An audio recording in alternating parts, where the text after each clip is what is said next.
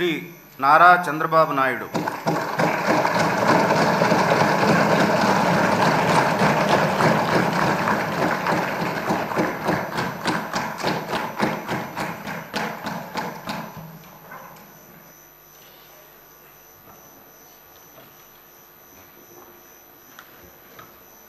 నారా చంద్రబాబు నాయుడు అనే నేను శాసనసభ సభ్యునిగా ఎన్నిక అయినందున శాసనం ద్వారా నిర్మితమైన భారత రాజ్యాంగం పట్ల నిజమైన విశ్వాసం, విధేయత చూపుతానని, భారతదేశ సార్వభౌమాధికారాన్ని, సమగ్రతను కాపాడుతానని, నేను స్వీకరించబోయే కర్తవ్యాన్ని శ్రద్ధాశక్తులతో నిర్వహిస్తానని దైవ సాక్షిగా ప్రమాణం చేస్తున్నాను.